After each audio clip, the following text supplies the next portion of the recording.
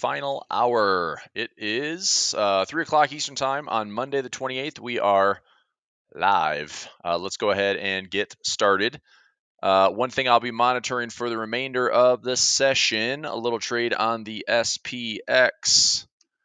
Looking to see if it will stay within 5850 to 5810.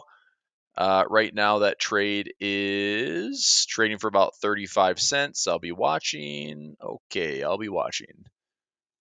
All right, I'll keep an eye on that one for the morning or the rest of the day.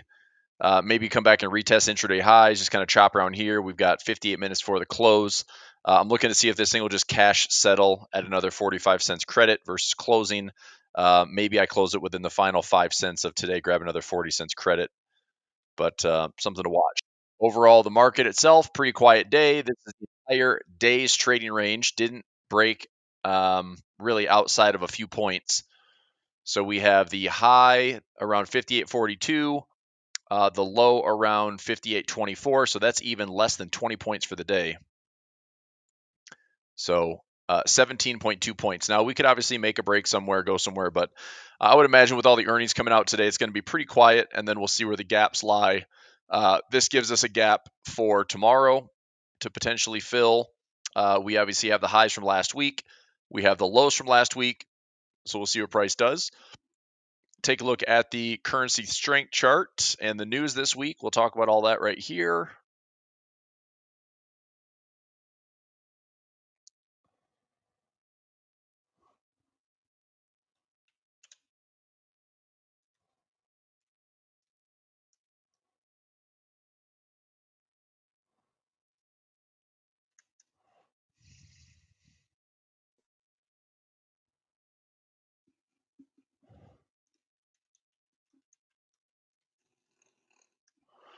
Okay.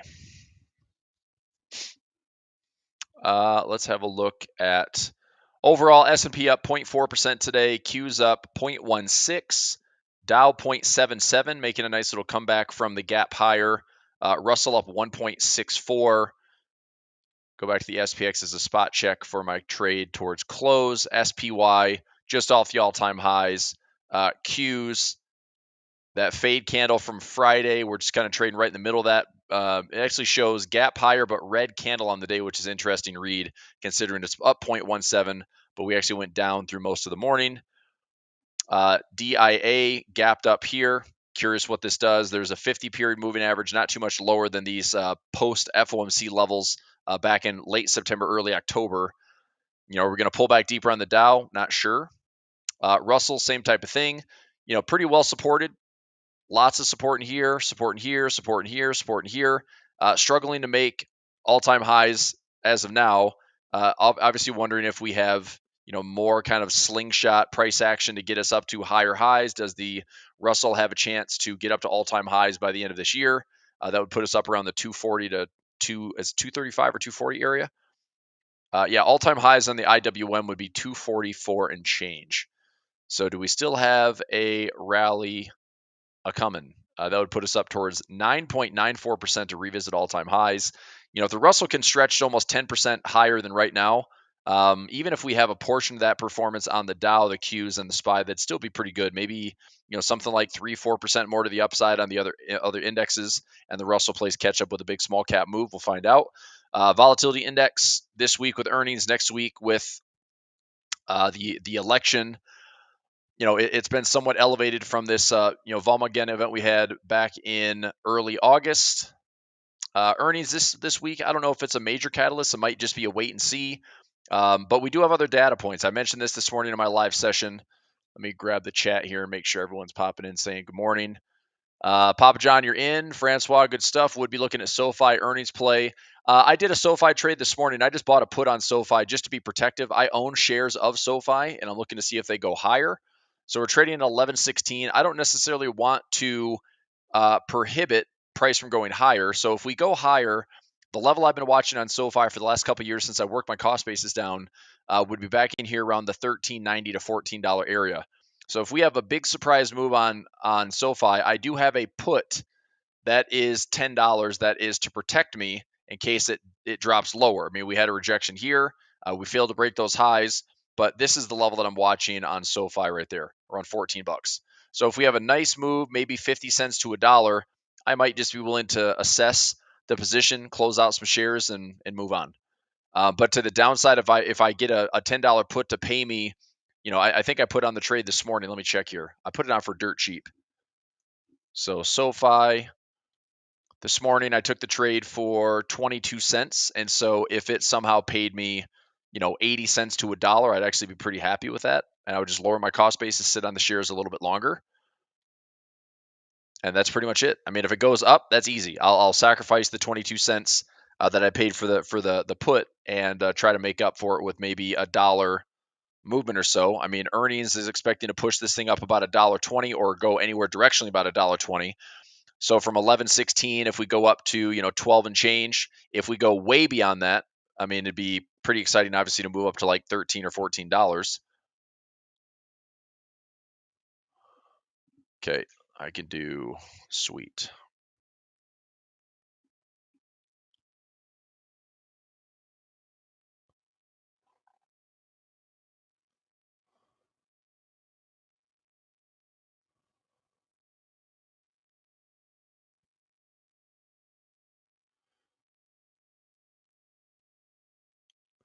Okay. So we'll see what happens on SoFi. I also bought a put on Amazon out to the 15th of November. They have Amazon earnings this week. We have Apple earnings this week, Microsoft earnings this week, Google earnings this week. That was what I had shared quite a bit in my live session. I do want to take a look at some more today. All the ones that are in green are shares that I have some exposure on. Yep. So I did the earnings play on Amazon. Yes, it was actually a pretty cost-effective play, but I also bought a put on one of my other accounts that own shares of Amazon, and I bought the 160 put for like, I don't know, 15 cents or something like that. It was actually pretty inexpensive.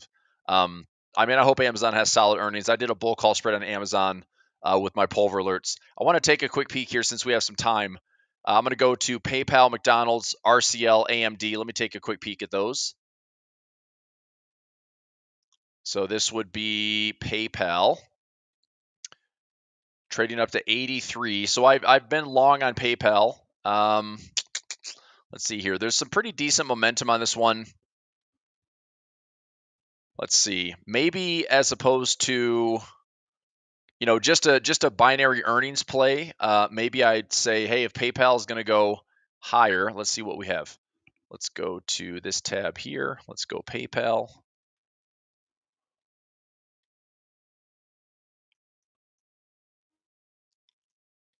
I mean, price to share. I mean, I like this. I mean, current price is $83.26. Fair value is over $100. I mean, I'd like a pullback on PayPal if I can get it, but if I just go out to the end of the year, I don't mind putting a trade on for PayPal. And let me see if it's cost effective. So I've went out towards the end of the year, either December, January. Let's go out to January. Let's see if I looked at a 85 by 87.50. It cost me $1.10 to get $1.40.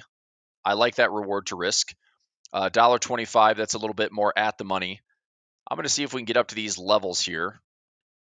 So I think I'm going to take this trade on PayPal, not necessarily making an earnings event, but if PayPal goes higher,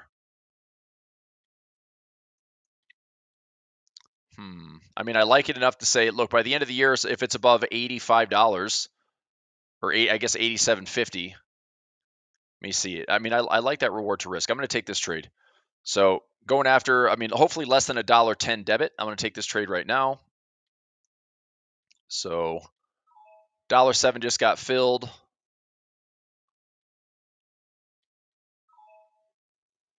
So I'm buying the 85 and selling the 87.50.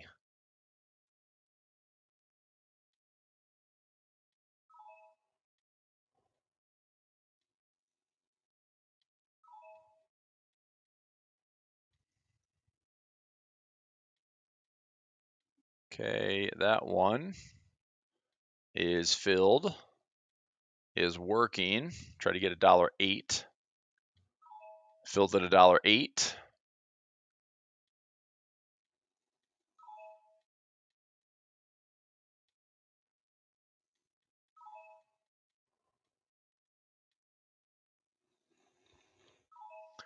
Okay, so that trade is in. I want to say I closed out these PayPal trades already from a previous diagonal spread. So here's PayPal. Okay, so I have a ratio spread and a large bull put spread that's worth about $135. And if I get this one right, another $130-$140. So yeah, it's fine. Work a little PayPal action into there. So this is adding to, it's going to be a long position right there. I mean, there's plenty of room to the upside. Define risk with a bull call spread. And I am doing the 117.25 expiration. Buy the 85 call, sell the 87.50 call, $8 debit.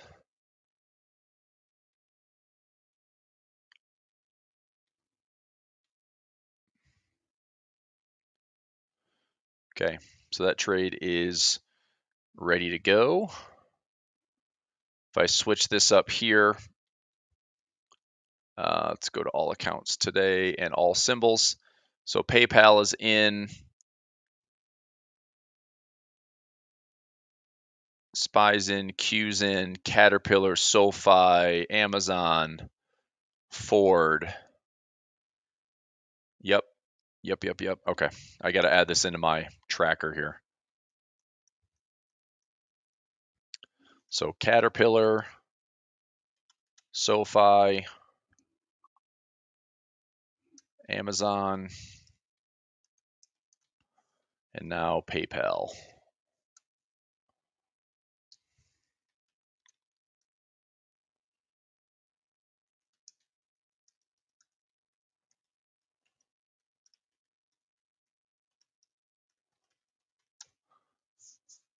Okay, so I get those added in, add that into my Pulver alert section. That'll be a new one for today. This is PYPL going out to the 17th. Yes.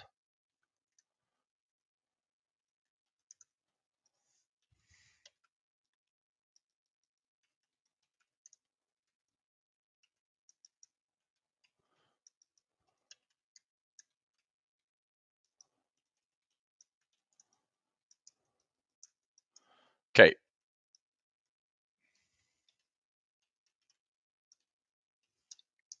$142.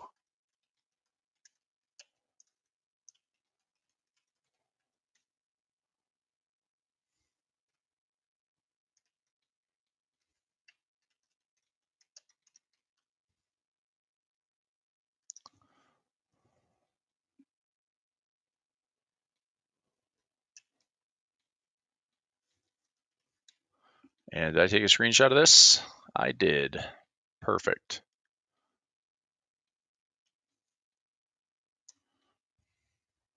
Okay. Trade is in the Pulver alert section. Chart alarm just went off. 69,505 fresh highs on Bitcoin. Hey now. 69,596. Looks like it's a fresh breach of these recent highs. Is it going to actually stay there? That previous high was from October 21st, so just about a week ago. And will we start pushing up? Are we going to start nearing the all-time highs around 73,882 before the election, or will this be a bit of a fake out? Okay, is this a bit of a fake out here? Am I looking at AMD earnings at all? Not really. Let me see. AMD, I mean, it's in the middle. I mean, it could be like solid earnings. I mean, if I would be more inclined if it was down here near these lows to be just taking a bull call spread. If it's cheap enough, I might look at one now just to see if earnings are solid. I mean, even through here, earnings wasn't awful, but we've had some positive earnings. This one didn't really matter much outside of finding a bottom. So maybe if I went on AMD out for a week, let's see if this one prices out. So AMD, they have earnings tomorrow after market, I believe. Tomorrow after close. Yep. So right here, tomorrow after close. So 5.72 6.72. That's an extra $1 billion in profit. EPS 0.67, forecasted at 0.92, 0.62. I mean, that seems like a big jump in EPS. 5.47, 5.83, 6.71. Well, let's see if it's cheap enough. AMD, probably go out to the 15th, give it a little bit of time. If I buy the 160, that's $1.10 to make $1.40. That's not a bad play. We're looking for a move of about $16 if it stays there. I'll take this trade. I'll take a stab at AMD. If it's a little bit cheaper here, I was going to say that's probably $1.25, $1.25. I'll go one strike in the money, and it's going to be a little bit cheaper on the debit side, but risk defined. 112 to 115. So I'm going after about a 115 risk to get 135, and that's if earnings are solid. I'm going out to the 15th so I can give it a little bit of time. I'll take this trade on AMD. Actually, you know what? I'm just going to go ahead and set this out and say, rather than make it an earnings event, I'll just take this out to the end of the year. If it stays above here, we get higher by the end of the year. I'm just going to make that money. Make that money. Boo-boo. So 160 by 162.50. Try to get $1.15 or less. Filled at $1.15. Okay.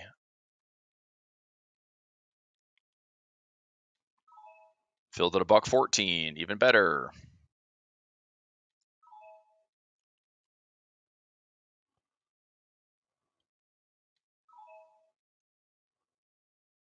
Oh crap! You know what? Dadgummit. Shoot. Well, I guess I'll take the trade as is on the 15th. I meant to go out further, but I'll take this trade as is. So that is up to this account.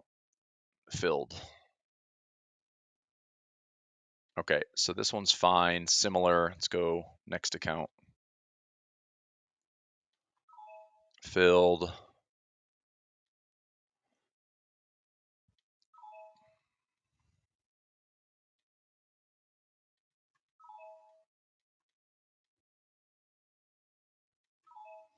All right, let's make sure these are all filled. 1, 2, 3, 4, 5, 6, 7, 8 looks good. Now I'm going to go out to the end of the year, do the same thing. Let's see what the spreads look like if I go out to January. So I'd buy the 160, sell the 165, 220 to make 280. You go back to December and see if the expirations look a little bit different. December 19th, December 6th, 20th. Let me try the 20th. Same thing. I go $5 spreads. Fudge. All righty. I think I'm going to stay out of that one. Unfortunately, the strikes are $5 wide. It's not a bad deal. I mean, if I buy the 160, sell the 165, I pay 217 to make 283. You know, that return on capital or return on risk isn't awful. So if I make 283 divided by 217, I'm making 130% on that risk. So it's not awful. But if it's jumping around, that just got, yeah, we'll see. I mean, we're not at a bad spot. If we get up to, I mean, I need this to get above what, 165? Not a bad trade. AMD. Let me check the fundamentals here in AMD. Make sure this isn't one of the semiconductors that's looking a little bit worse for wear. So pretty pricey. Fair market value is high on the discounted cash flow model. Pure average is 18. They're 10.9. Not bad on price to sales. All right, I'll take the trade. So I'll add this in. So AMD. So 11:15 expiration, and I'm going out to a 12:20 expiration. So 215. I'd say 220 or less is what I'm willing to take on this trade. 220 or less. So 215 is not filling. 216 not filling. 217. 218. All right, 220 is my highest debit that I'm going after. Final offer, here we go. Of course it fills at the final offer. Must have heard me talking about it. All right, so I'm going in for a 12.20 expiration, filling at 220 for a 280 profit.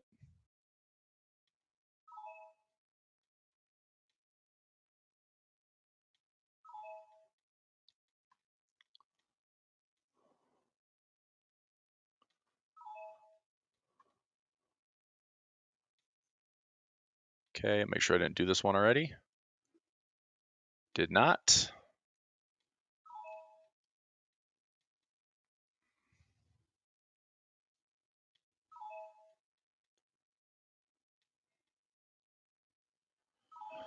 Okay, so a little bit of play there. 115 expiration and 12.20 expiration. I'll just do this.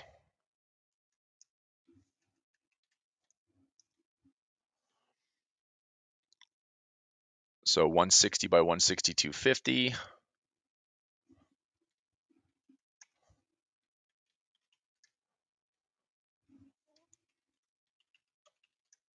That was in for $1.15. Yep.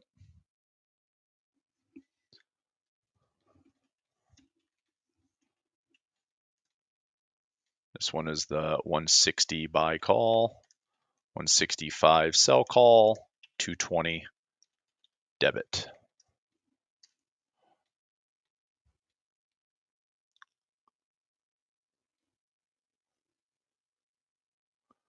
So anything to the upside looks pretty good. Define risk pretty tight. And that's the trade. Screenshot. Posting this in the Pulver Alert section for A1 Trading Discord. Should be good to go.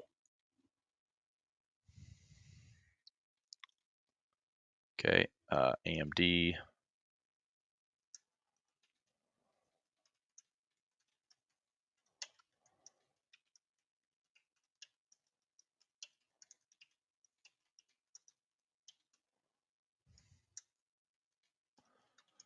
Okay, buy the 160.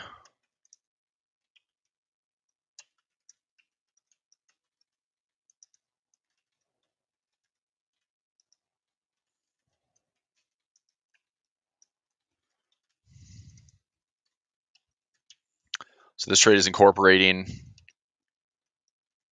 an AMD earnings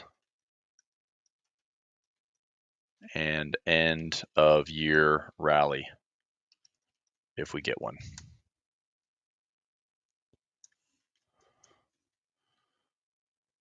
Okay, so define risk, pretty simple.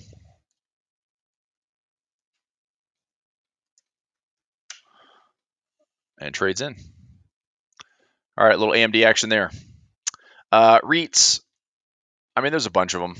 I've had O for a long time. This one's okay. This one does like quarterly dividends. It's pretty reliable. Earnings coming up. I just think the real estate situation is not all, sunshine and rainbows when the yields are showing us something very, very different. I mean, if you take a look at the yields, look at your 10-year on the daily time frame. It's actually up. I mean, it's up almost 1% today, man. These freaking yields are ridiculous. So yields are up, bonds are down. I mean, this 30-year mortgage is now up to 6.54% from a low of 6.08. So, I mean, I don't know. The REITs and the real estate, and whether it's corporate financing or restructuring or anything, it's like these long-term financing games are going to be tricky, because that was the one big concern we had earlier this year, is that in 2025 and 2026, you've got all these, basically loans that are done, and it's going to have to be refinanced through corporate loans, and usually that's 1 to 2% higher than what you're seeing in the real estate or the residential market. So I don't know. They're good for dividends. I know that, but they are definitely volatile. And if the real estate market gets pinched, and I don't know, we could face some headwinds. So whatever you want. I mean, I don't love them. I don't have any in my portfolio right now. O is the only one that I played on and off for a while. I rode this one quite a ways from, COVID up. I had some pretty steady gains as we came back to these multi-year levels. I mean, since like 2010, basically anything in the $50, I've been buying this thing. But and it could go higher, but I think if we get up to $75, $80, I mean, it's crashed a lot. So I'm skeptical, I guess. But they're worth kind of the buy and hold. If you get the price appreciation, you get decent dividends. I mean, it's 5.16%. It's consistent. It's not correlated. These are some pros, but yeah, I don't have any exposure on them right now. AGNC. Already I'm going to say if I could buy it at 750, I'd be interested. Other than that, not much. Not much interest in this. Is this another one? This is another REIT.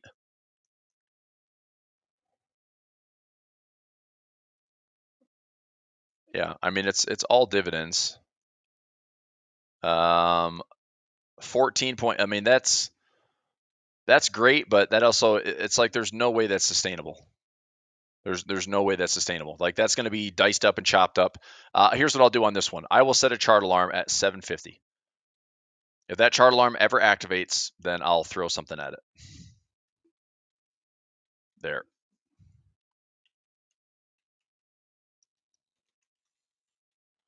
Okay, otherwise I'll stay out of it. That's the only thing I see on it right now. Okay, let's take a look at some currencies. Dollar index. Let's go to currency strength chart on the day. Japanese yen weaker, Aussies right there. Euro and Swiss on top of food chain today. This was Friday from last week. Here's today. Volatility all about the yen all over again. Weaker yen. Let's have a look at those spot prices on the yen. Aussie yen. So it's a weak yen, weak Aussie. So not much happened there. CAD yen, indecisive candle. Swiss yen, pulling back. Euro yen. Is that a gap higher? It is. Close on Friday. I mean, this is so like seldom in the forex market. We did have a gap higher on the Japanese yen pair, so I would mark this on your chart. Either there's some heavy amounts of manipulation going on here. Japan election, okay, but I would mark this as a potential gap to get filled. So from there to there, that's still a gap that hasn't been filled in the forex market, which is rare. Now, we could still come up into this bigger area of inefficiency, and that could be this high to low. Market makes its way up here, break a trend line, starts to roll over, but still, that gap is likely going to get filled. I would just be mindful of that. Pound yen, same thing, gap higher. New Zealand yen, sideways. Dollar yen, gap higher. Yeah, we'll see. Japanese yen does its own thing, and I don't like trading it for that reason. All right, cover some currencies there. Let me take a look at the Swiss crosses. Aussie Swiss heading lower a little bit. CAD Swiss slightly lower. Euro Swiss about the same. Pound Swiss slightly lower. New Zealand Swiss slightly lower. Sheesh. Oops, dollar Swiss I meant. Dollar Swiss turning back a little bit. Okay. So just more waiting, just more positive swap, just more holding, being patient. What else we have here? Oil. That's a big gap in oil from Friday's close. We are down almost 5.5% from Friday's close. That's pretty substantial. Your crude oil futures is sitting near these multi-month support levels. I mean, this goes back into, I guess, Q1, March of 2023. Some major support levels there. Support can obviously hold. I think if it's defined risk, it's not a bad trade, but I would not want to be guessing that that's the bottom. I would say if you have defined risk, that's fine. One thing I could look at, let me see if this is cheap enough. We'll find out. Let me go to CL. And I guess the downside is like, how far do I have to go out for this? I mean, if I went to April or May of next year, like May of next year, spot price, if I buy and sell, it's about the same. 230 to make 270. That's not bad.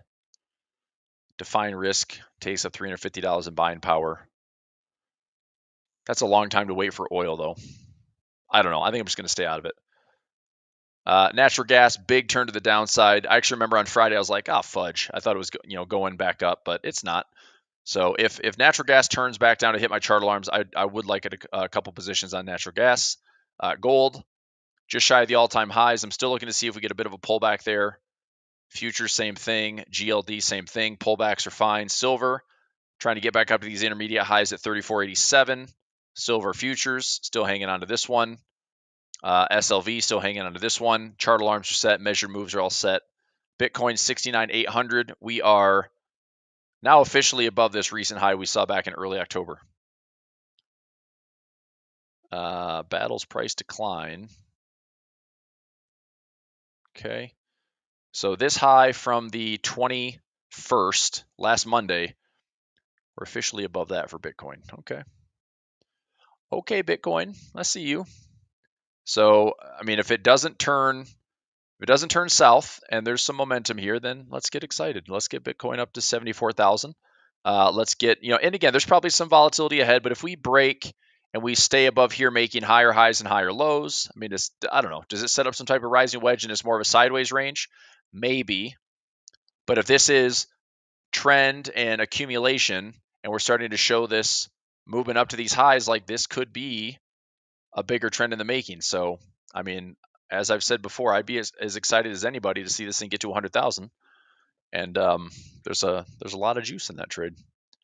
So there's a lot of ways to tackle it, but we'll see. BITO, fine. I mean, I'm trying to get speculatory on this big 2026 call option. Otherwise, I'm just doing some cash secured puts and see if it stabilizes, gets back to these recent highs. IBIT looking much better, officially breaking out of those same highs from last week. Hopefully, we'll start to see this one back up to 42. I'll set a chart alarm at 42. Let's go back to near all-time highs. Oh, I'm out of chart alarms. Ugh. Okay, FBTC, same thing. MicroStrategy, 250. Oh my gosh, MicroStrategy, why? You are relentless. That's insane. Man, MicroStrategy has earnings this week. Let me see if it's on the list. MicroStrategy is here. Wednesday after market. Just killing it. From the September lows, look at that. From September lows to now, it is up 126%. That's wild. Give me a pullback, man. That's all I can ask for. I mean, previous resistance, all-time highs, pull back into the 21 or the 50. I mean, it's certainly a volatile stock. I mean, I'd love to see this thing give us a pullback so we could, maybe establish some additional longs, but I can't justify these longs. So dollar cost averaging, I'm just letting it run. Ratio spreads and credit spreads and income plays, I'm letting them run. They've got to be mostly in profit at this point. I've got a lot of these out to the end of the year, maybe into Q1.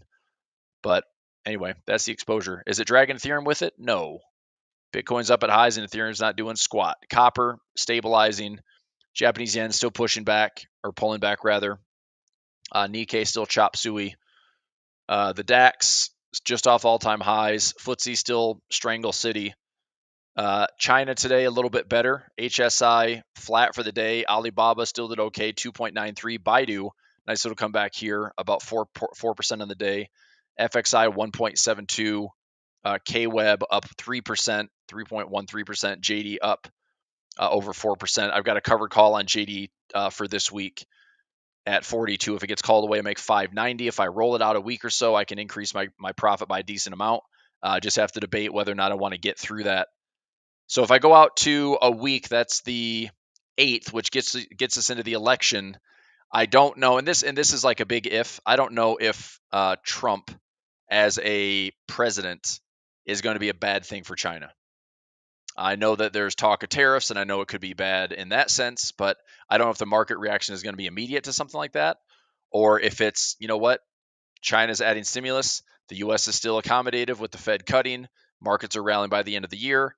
I mean, we don't know. So I think if I get rid of this one, I mean, I am freeing up some capital from if I get it called away at $42. I mean, I free up $21,000 in buying power. So to me, it's worth it just getting it called away if it does at 42. If it doesn't get called away at 42, then I'll work my cost basis down and I'll increase my profit potential by a little bit. But if I get it called away this week, that's fine. I'll take the profit. Okay. All right. And that's pretty much all I have for today. So let me make sure I'm updated for everything. I've got my AMD in, got my PayPal in, got my Amazon and my CAD in. Those are all fresh trades in. I bought Amazon as well. Yep. I got the SPYs in, the Qs in. Let me check on my SPX right now. That's hopefully decaying a little bit further to the downside. SPX right now currently trading at 15 cents. So I can take the profit right now. I think I'm just going to let this go and expire all the way, get cash settled by the end of the day. Probability is we're unlikely getting above 58.50 and unlikely dropping below 58.10 in the next 22 minutes. So I'm going to keep the full 45 cents on the day. So 45 cents and 30 cents from earlier for a couple winners. No big deal. Anything else on the sesh? Yep, we'll see what's happening for 2025. I mean, there's a lot of ifs. I mean, I spent about an hour and a half today in one of my classes, my waterfall income strategy, and I mean, I'm comfortable having some hedges on just to be safe. I have some hedges and mostly I use the futures market for hedging, but I have some hedges on ES. These are pretty much all hedges. I have some MES hedges. I have some MNQ and some NQ. Those are all hedges. So, I mean, if something wild and crazy were to happen, I would have some hedges that would help offset and alleviate some of the pain for the, bigger portfolio drawdown. Because I'm still obviously long certain positions and I'm still in option trades and I've got some income strategies and, a lot of different things. But the point is, today's a good day, obviously. Watching some P&L float my way up to some fresh highs in the portfolio, that's a good thing. But I want to see that either there's more to come as we get into the rest of this year. And this market, right now, it's like I don't necessarily see the market as like, oh, it's got to go down. It doesn't have to go down. I mean, we could see some volatility. I'd like to see this thing like dip and pull back and then offer a rally. But if we just go sideways, okay, and then the market breaks and go higher and go sideways and breaks and go higher, I mean, we could do that until this thing runs out of space and it could be at 610, 615, 620. I don't know. But whatever happens, it's like, yeah, I don't mind having some downside protection. I don't mind getting rid of some of my exposure and lighten things up and going more concentrated. If it goes higher, it goes higher. But I don't know. I'm not trying to like call the top here and be super bearish. But I think if we were to offer at least a correction and just a pullback, really, if we just offer a pullback prior to the election, a little bit of indecision this week, and there's a lot of volatility. So even a dip, even a dip for the week that we get through the election, all of a sudden we're sitting here at another rip higher to the end of the year. I think that'd be great. But what makes me a little bit more nervous would be just higher highs through earnings, higher highs through election, higher highs through the rest of the year. All that could happen. But I'd be a little bit more squeamish going into 2025, like end of Q1 into Q2, expecting to see some reasonable correction. Like we'll probably look at something like double digits. That was a little guy back in April. That's a little guy back in. I mean, that's a decent pullback that we had back in August. But yeah, if we get up into this like 610, 615 zone, I'm probably looking at little tops, at least protecting some profit. Could the dollar be pushing higher from the idea of higher inflation with Trump? Not necessarily, because Trump's probably going to want to cut in and see. He's going to want to crush the dollar. I think. I think Trump is probably the easiest president to be seeing a weaker dollar. Because I think he's going to want to cut rates. I think he's going to want to print. He's going to want to have the stock market go to all-time highs and blow it off. And he's going to want to say, "Look at what I did. The stock market's great. Just keep buying stuff." He'll tweet about it. So I don't see the dollar getting much stronger under a Trump administration. And technically speaking, I don't see the dollar getting much stronger outside of this range that we already have established anyway. So I don't see the dollar, unless we're going on to another crisis. We go into a crisis, sure, the dollar gets stronger out of necessity because it's a world reserve currency. But if we have the dollar that was a bear trap that pulls back into here, that to me is logical. the dollar's still range bound for the last couple of years, and I don't really see that changing much. So I could see a little bit more dollar strength, but if it tops out, then there's a lot of direction to the downside. So I don't see the dollar getting too much stronger under either president, but I think Trump's probably worse off for the dollar because he'll be so vocal to the Fed, telling them to cut rates or wanting them to cut rates. Who knows? I mean, and again, all this stuff is I don't know. I can't control it.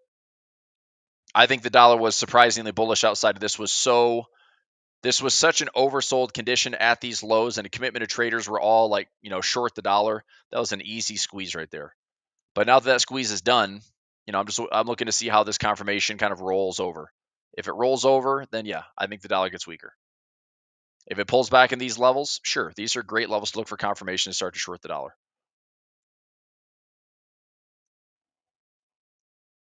Okay, so we'll see. There will be some factors. And one thing that nobody's really talking about, nobody's really planning for is, they're called black swans for a reason because nobody really sees them coming. Nobody knows what it's going to be. And I think that's what's been interesting about this whole recession talk since 2022 is there's got to be a recession. It's impossible to go higher. Yet we have. We've defied the mainstream of like, hey, we could have a hard landing. Now it's a soft landing. Now it's a no landing. There could be something that catches the market off guard. But I do wonder if, something else that we're not really planning for, something else that would happen. I mean, and who knows? It could be. I'm going to throw a couple out there. I'm not saying I'm not positioning for it because it could be just a waste of hedge money. But if it was let's say, U.S. bond auction fail, right, where all of a sudden these short-term treasuries are not being bought up, and all of a sudden we have like a failed or very mediocre, lackluster bond auction, and all of a sudden the Fed is watching that the U.S. bond market.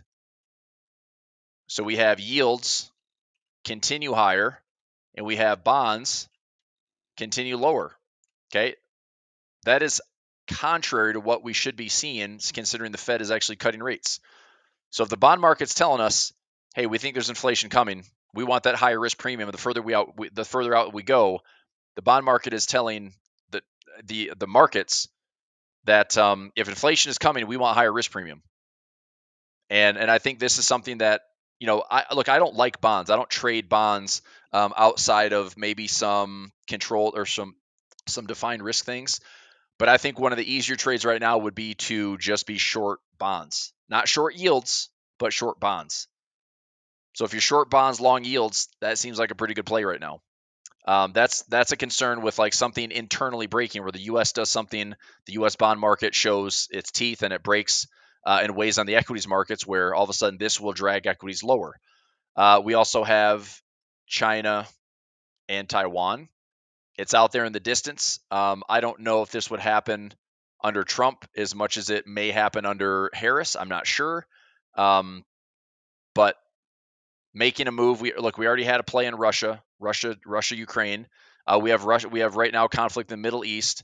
And if we have a third leg of this where it's like China, Taiwan, and all over Asia, like I just wonder if it stretches the U.S. out and we're participating, sending aid, and we're just getting depleted because we're willing to send help or send aid, but it's not a good thing. What else? AI doesn't justify these valuations. We look at historically high price to earnings, price to peak earnings, and the market reverts. Okay, now that's the problem, is the market just doesn't revert typically out of nowhere. There's going to have to be some reason for it.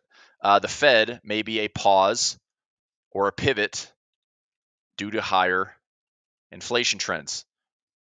Okay, everyone thinks the Fed is so great by getting things right because we have this, we didn't have a recession. We had a rolling recession. We had a K-shaped recovery. Some made a ton of money and some didn't. Average Americans are struggling more than ever before. So could the Fed all of a sudden get it wrong and they are cutting rates in that jumbo cut in September, and we cut again in November, we cut again in December? Is that the wrong way to go? And all of a sudden we have yields going higher. Everything's peaking. 30-year mortgages are up again another 20, 30, 40, 50 basis points. I mean, that's not a good thing. That would stretch the consumer in a big way. We're already stretched, but if there's no relief coming, if there's no improvement coming, the Fed could break something. And that's probably one of my bigger concerns is that the Fed breaks something because they've been given so much credit for this safe navigated landing that I don't think they've really ever done it the right way. You're giving a lot of power to 12 people, 11 or 12 people that make the same type of decisions that, they see the same data we do. It's not like they're, I don't know. I just think that's a lot of power to give people that still don't get it right. you know? So anyway, this is my list of what could, right? Are these all realities? I mean, maybe. Could these all happen? Sure. Are they all going to happen at the same time? I don't know. Do any of them happen at all? I don't know. But this is at least on my radar, which is why all this equals to me is this. If any of these things happen and it's a reason for the market to then say, okay, we had a good run, but we're going down because of blah, blah, blah, blah, blah, then all that means is I want to see some hedges. That's really all it means for me. If I have some hedges, anything that were to turn this market south, I at least have some protection. That's all it is. AI hype will die soon. It's becoming a norm, so why pay such high valuations? Yeah, but I mean, to what degree? I mean, if you're playing, AI hype and you're playing with Microsoft and Apple and Meta and Google, it's like those stocks don't just live on AI. If I was just in an AI trade, then sure, AI is AI and maybe it's bubbly. But when you're talking about some of the biggest large cap tech stocks in the world that make money doing all these other things, AI is just something that they're willing to spend in. They're willing to invest in. That's where the capex spending is going.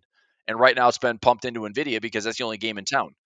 But give it, 12 to 24 months, or maybe give it 1 to 3 to 5 years. This whole race for AI and this next boom of Internet 3.0, I mean, maybe Nvidia finally has some heated competition, and large cap tech is also getting additional competition. Or we've got companies out there that are all privately held that never go public, and they have fat margins, and all these people that are, former Apple executives or former Nvidia executives, like people just leave. Right? Go start your own company, do something in tech, and you can do it with Chat GPT and do it with AI and do it with all the stuff, and you can be lean and mean and do more with less, and maybe that's better. So who knows? There's a lot of reasons for the market to try to fall. I just think it's a little protection helps, helps you sleep at night, helps me sleep at night at least. And otherwise, just let the market grind and do its thing.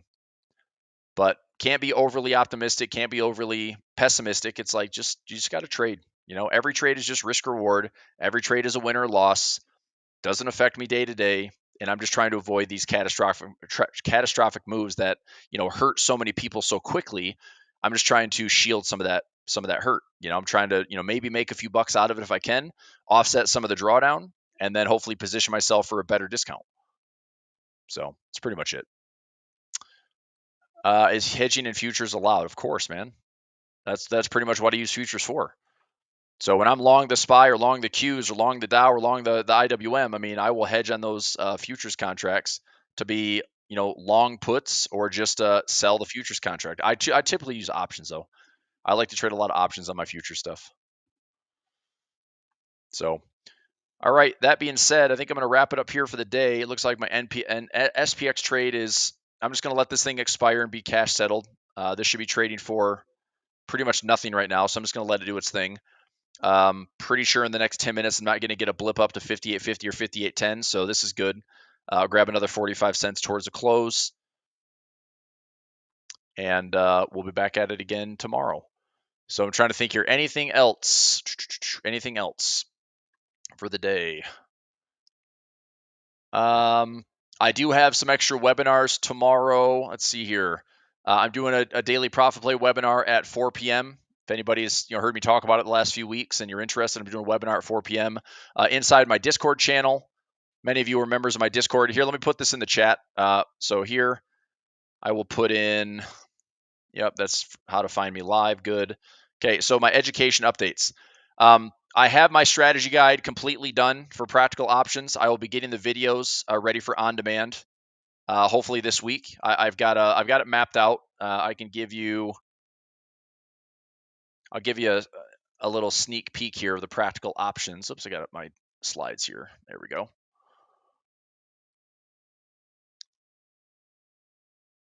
Okay, so my strategy guide, practical options.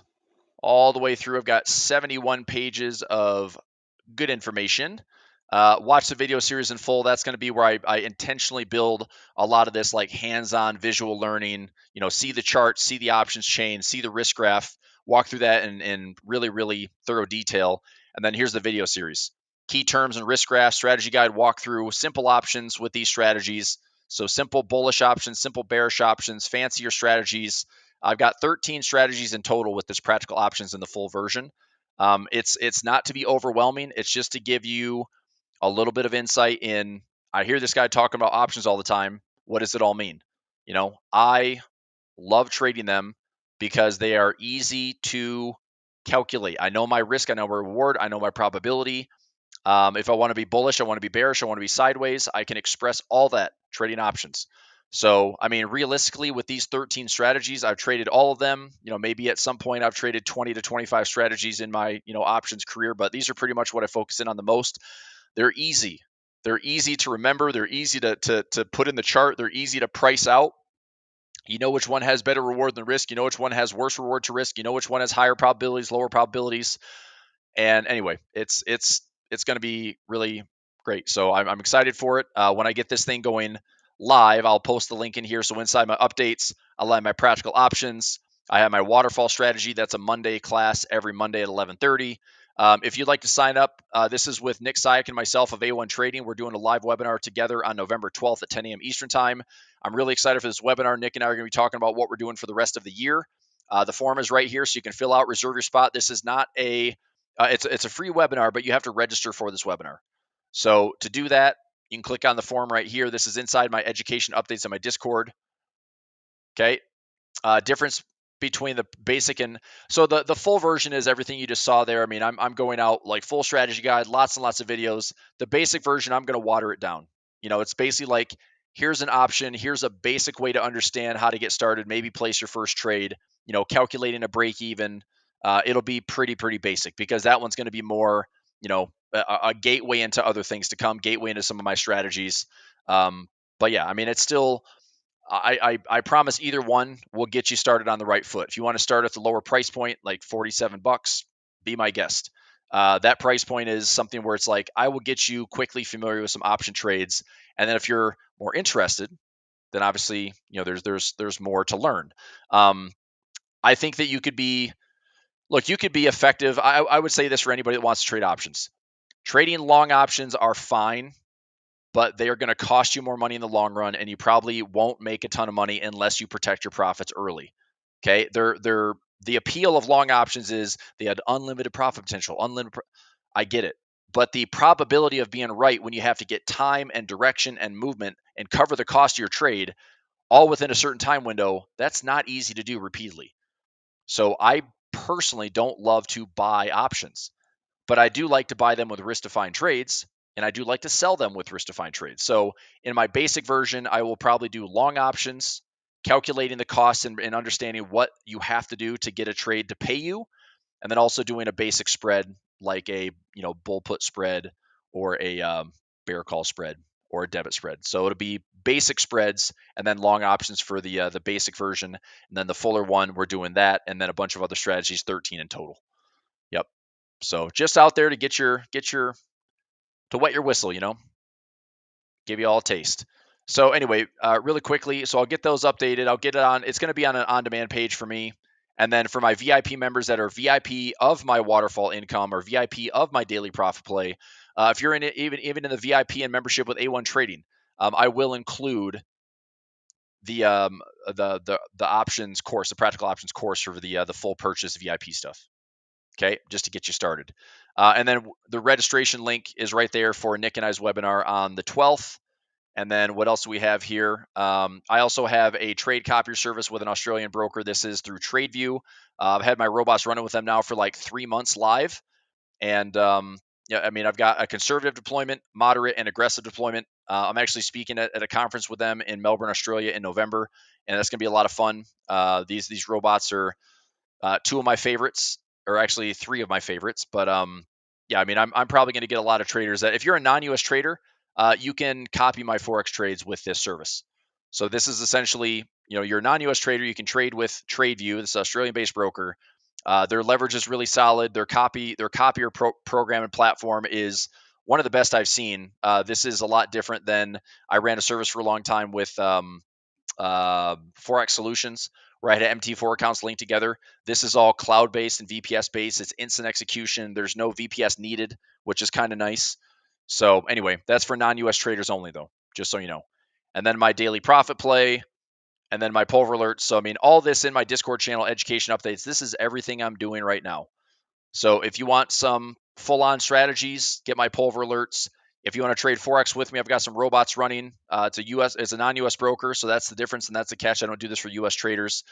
If you are wanting my the webinar with Nick and I to the end of the year, that's also going to coincide with their big giveaway for the A1 Trading Edge Finder, and they also unleashed a new stock box, which is an AI dashboard for stocks and picking stocks and fundamentals, which is pretty awesome. And then we have my waterfall income, my daily profit play, and then my practical options. So I'll just keep building out good content, and I'll put it in here for education. I'll put it in here for the either affiliate discounts or just the full education stuff, and we'll just keep going from there. Okie dokie. All right. So that is that. And a big thanks to last week, because I think I pruned my channel last week on Discord, so I was able to clean it up, hopefully seeing a little bit more safety and security, not a lot of DMs and all that fake stuff that keeps happening. So hopefully it's helping clean up the channel a little bit. And from there, I will let you go for today. S&P is hanging in there, trading at 0. I'll grab the extra. I mean, it's going to settle here in 2 minutes, so let me get cash settled, grab me 45 cents. Happy on the day, and I'll be back at it tomorrow, everybody. Okay, thanks a lot. We'll see you soon. Thanks, bye. Before we go, hit the thumbs up button for me on YouTube. That helps. Thanks, everybody. See you Tuesday for more live sessions. Hooray.